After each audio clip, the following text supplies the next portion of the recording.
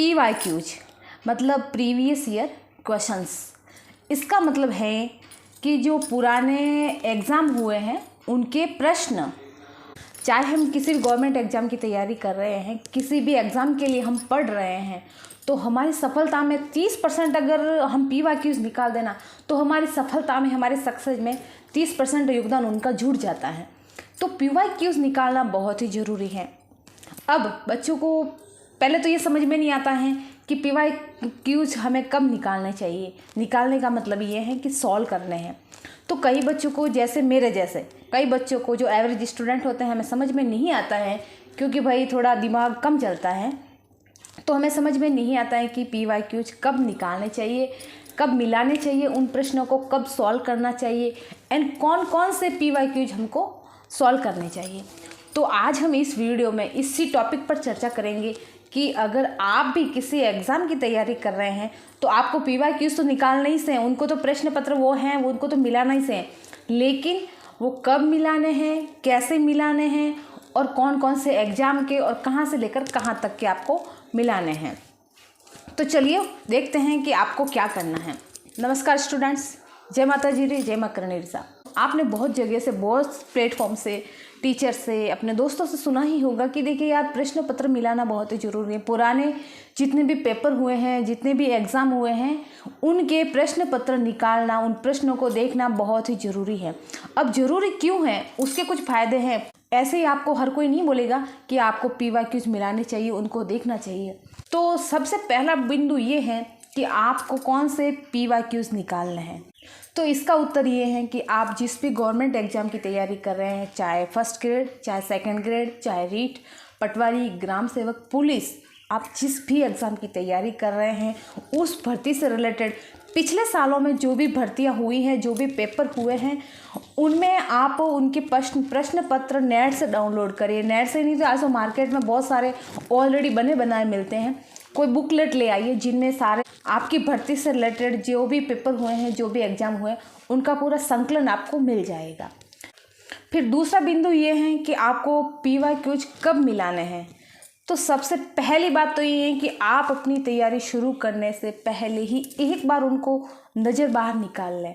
अब ऐसा नहीं है कि आपको उनको रटना है, समझना है, कुछ भी नहीं। एक बार उनको देख लो ताकि आपको ये समझ में आए कि जो प्रश्न बन रहे हैं वो किस तरीके से बन रहे हैं एंड प्रश्न जो पूछे जा रहे हैं उनका पूछने का तरीका क्या है। फिर ये हो गया। और उसके बाद में जब आप प्रश्न पत्र मिलाएं, उनको समझें, तो एक बात ध्यान रखें, आप ये अपने पास में कॉपी एंड पेन रखें और आप देखें कि पर्टिकुलर सब्जेक्ट में किस टॉपिक से कितने सवाल आए हैं। आप उन चीज़ों को नोट डाउन करते चलिए। जैसे कि आप प्रश्न पत्र ले आए, उसमें आप मिला रहे हैं कि आप समझो कि 2000 में एक पेपर हुआ था आपकी भर्ती से रिलेटेड।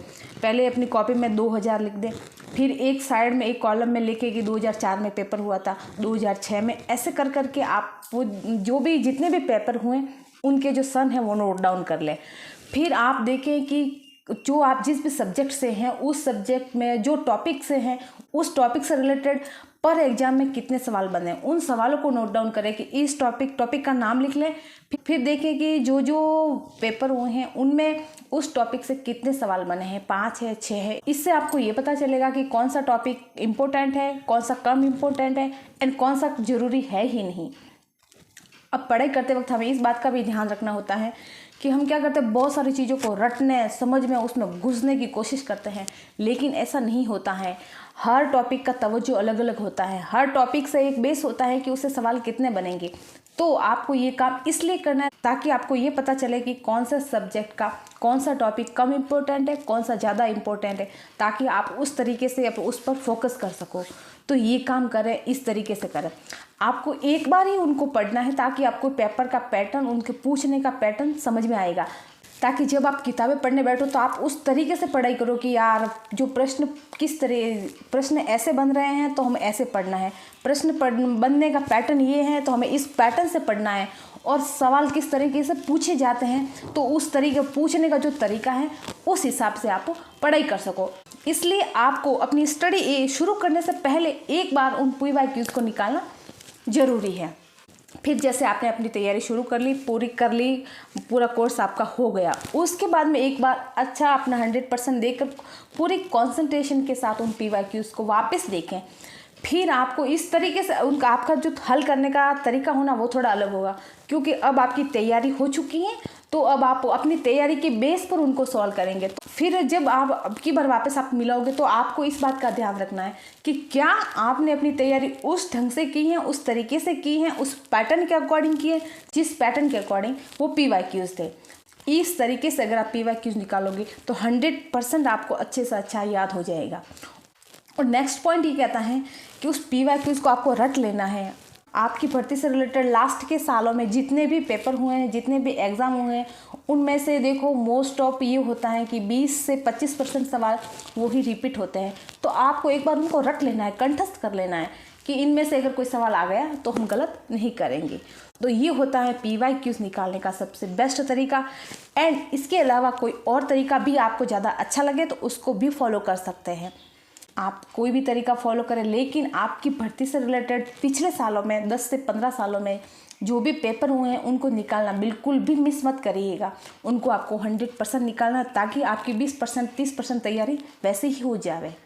पढ़ते रहिए, आगे बढ़ते रहिए, अपने और अपने माँ बाप के हर सपने को पूरा करें, इन्हीं शुभकामनाओं के साथ। धन्यवाद। एंड ऐसे ही शैक्षिक यूज़फुल वीडियो के लिए जुड़े रहिए मेरे साथ।